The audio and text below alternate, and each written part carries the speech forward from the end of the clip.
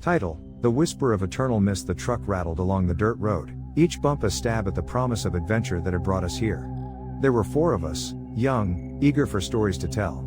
Marco, the self-proclaimed leader, with his camera hanging around his neck; Sophia, the skeptic, always ready to debunk any urban legend; Daniel, the nervous one, who jumped at every shadow; and me, Elena, the narrator, seeking inspiration in the forgotten corners of the world.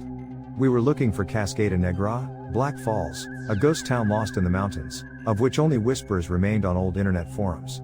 A place, they said, marked by an ancient curse, inhabited by specters trapped in an eternal loop of despair.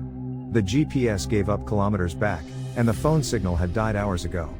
We were only guided by a faded map printed from a forgotten website. The fog began to thicken, enveloping the landscape in a grayish cloak that blurred the lines between reality and fantasy. Finally, after what seemed like an eternity, the truck's lights illuminated something more than fog. It was a ruined stone fence, with a rusty sign that could barely be read, Cascada Negra. A shiver ran down my spine. The silence was sepulchral. There was no birdsong, no whisper of wind through the trees. Only the rough panting of the truck's engine broke the stillness. We advanced slowly along the main street, lined with stone houses with sunken roofs and empty windows that seemed to look at us with reproach. Marco, euphoric, began to record. Sophia, trying to maintain her facade of disbelief, took pictures with her camera. Daniel, pale as a ghost, clung to the seat. I, trying to absorb the oppressive atmosphere, wrote my impressions in a notebook. The town was deserted. There were no signs of life, only the ghostly echo of what must have been. We entered the main square, where a stone fountain, covered with moss and lichen, stood as a monument to desolation. Suddenly, a whisper. It was not the wind, nor the crackling of the stones. It was a voice, faint and distant, that seemed to emanate from the mist itself. "Don't come in. Stay away from us." Daniel screamed and clung to my arm. Sophia, visibly disturbed, tried to rationalize it. Marco, intoxicated by the emotion, ran towards the fountain, recording frenetically. "Someone's there. Come out and show yourselves." Silence fell again, heavier and more oppressive than before. Suddenly, the fog swirled around the fountain, taking shape. Spectral figures, translucent and mournful, emerged from the haze.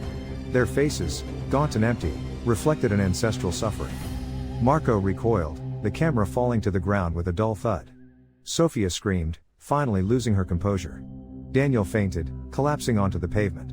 We ran back to the truck, stumbling and falling in our desperation to escape. The fog chased us, the whispers grew stronger and more threatening. I managed to start the truck and step on the accelerator. We left Cascada Negra behind, but the feeling that we were being watched persisted. The way back seemed endless, the fog following us like a shadow. Upon reaching the main road, kilometers away from Cascada Negra, the fog disappeared as if by magic. The sun shone on the horizon, promising a new day. Daniel woke up, confused and scared.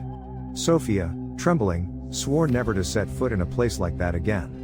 Marco, pale and silent, picked up his camera, which miraculously was still working. I checked the notebook, looking for the notes I had taken. But the pages were blank. Completely blank. For weeks, I tried to forget what had happened in Cascada Negra. But the images of the spectral faces, the whisper in the fog, the feeling that we were being watched, haunted me in my dreams. Marco became obsessed with the video he had recorded.